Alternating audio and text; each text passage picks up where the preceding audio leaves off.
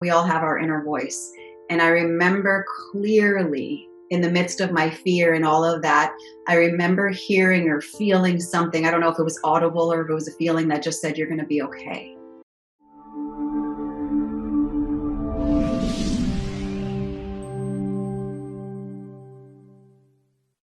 Hi everyone, welcome to Go All In show here, and my name is Stant. I'm your host today. I'm super excited. I say this every time, but today especially I'm excited to interview and bring our special guest here to share all the information that you need to learn and apply to use today. Welcome Shari Alyse on our show today. Thank you so much, Shari, for being here. Thank you so much for having me. I'm excited for our conversation. Wonderful. I mean, I'm honored that you spend time with us.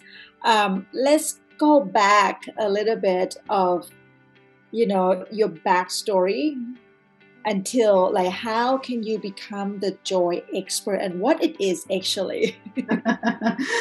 Yes, it's been quite a transformation, especially since I actually used to call myself the dark cloud.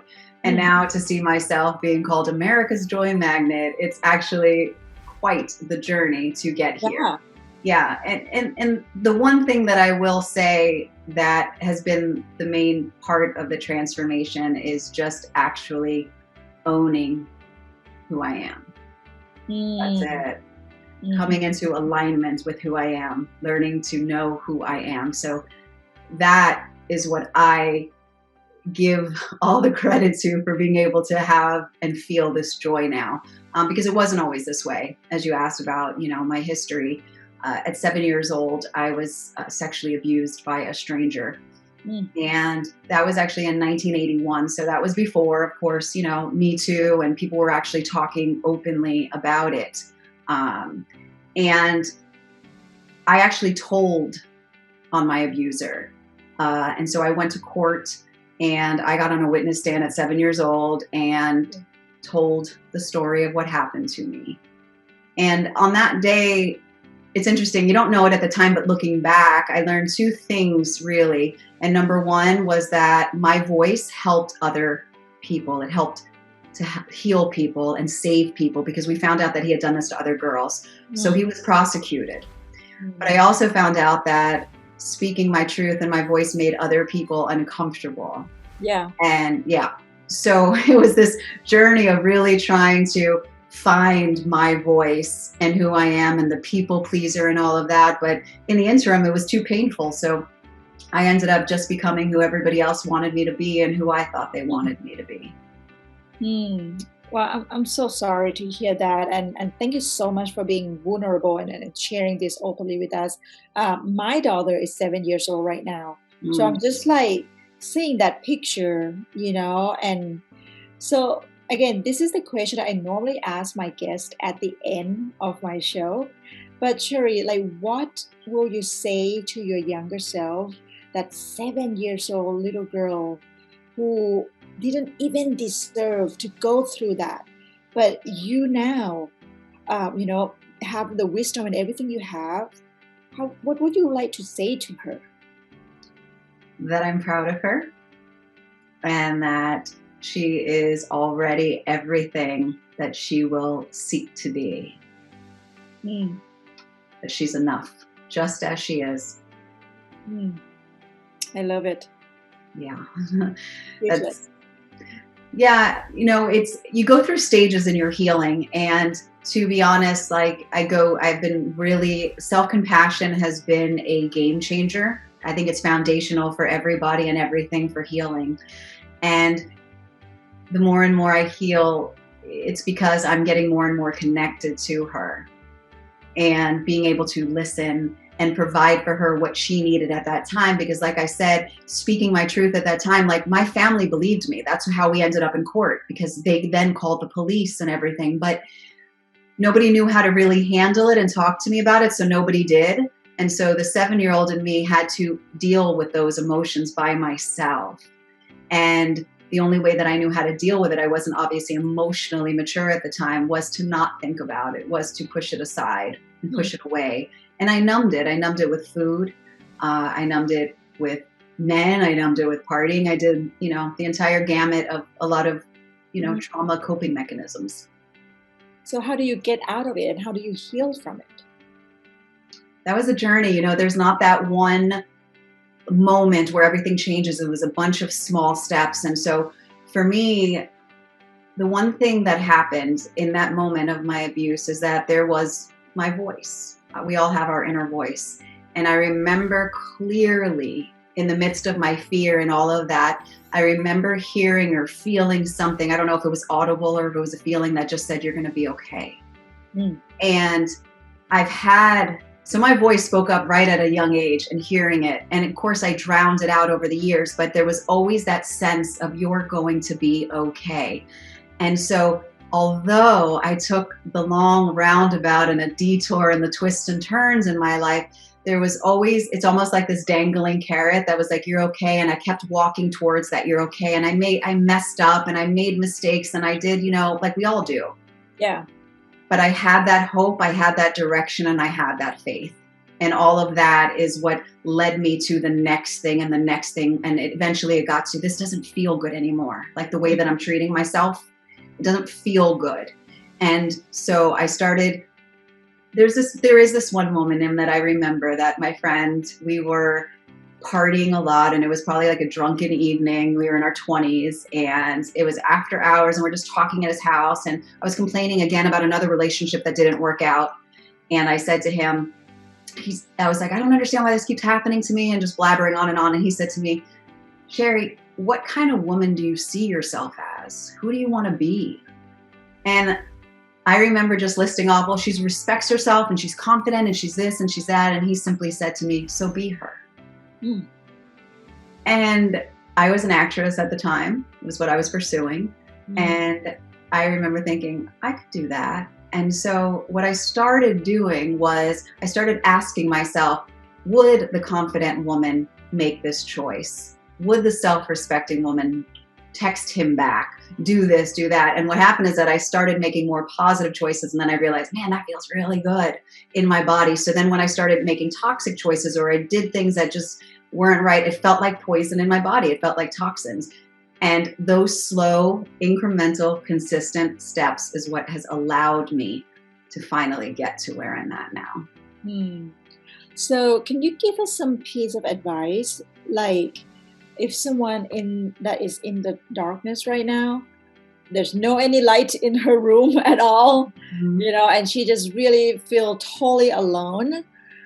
What is the first thing that she should do, as she's like in that dark room? What's the first thing that we all should do? Listen and ask and listen. So to say, what do you need? Simply sit with yourself and say, what do you need? How can I support you? Right. How can I love you more right now? Because I feel like I know that we all have the answers, and we all know what we need, but we're often not listening. We're drowning. So I think that self-compassion is the first step. Really asking, listening, and providing whatever that is. So it's like, you need more help, so seek out counseling. Or for me, when I asked that question, the answer I got back was, I just need a hug.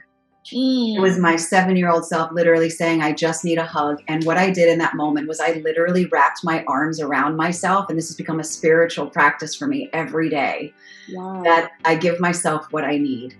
And it's hard when you are in the darkness and you don't know where to turn and what to do. It feels like it's overwhelming and there's nothing to do. But what you can do is be there for yourself. Wow, that's powerful. Yeah, be there for yourself. There for yourself.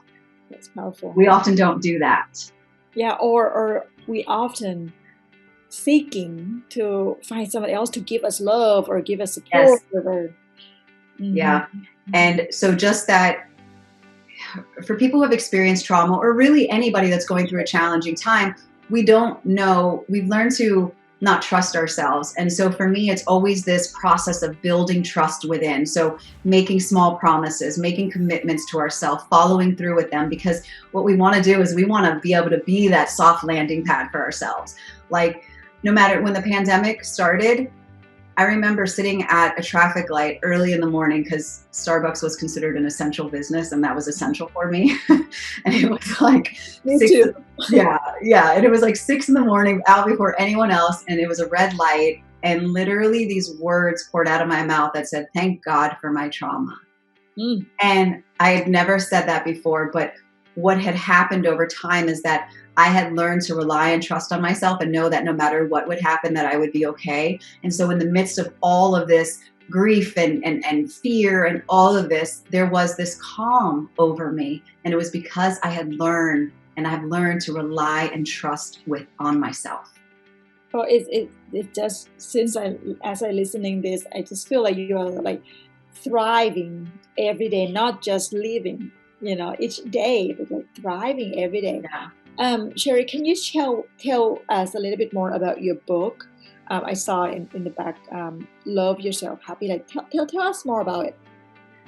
So Love Yourself Happy, The Journey Back to You, is literally taking people on a road trip, because road trips for me are always super freeing. Like just being out on the open road has always felt like release to me. And the book, what it does is that it's my journey to searching everywhere, through people, through food, through men, and literally the world, because I took off to Europe for a summer to find myself, only to come back to myself. So it covers the decades of running to stopping running. And it's set up in like little mini chapters. So roundabouts, detours, rest stops, and really just life lessons for all of us, universal lessons in coming back to ourselves and learning to not just love ourselves happy, but also love ourselves when we're in pain, love ourselves when we don't act right, love ourselves frustrated and in grief and all of it. And how can we find your book? It's available on Amazon and Barnes and Noble. Wonderful, wonderful. What does your legacy look like right now, from now on? My legacy? That's a big question. I just really, my passion is speaking. My passion is speaking and helping heal. But my legacy, what I want to be remembered for, is that I made other people's journeys more joyful, easier. Why is that so important to you? Because when I was younger, I didn't know that it was possible.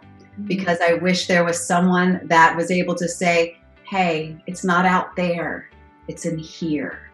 Right. Well, before we let you go, can you share one, if you have any special quote that you use each day, or affirmation that you use each day to just help you get your day going? Are there anything that you would like to share with us? I mean, I start each and every day, literally, I think about my phone, I'm not going to lie, that's sitting next to me. But the first thing that I do, because it is a practice, is that I place my hands on my heart and I say thank you. Okay.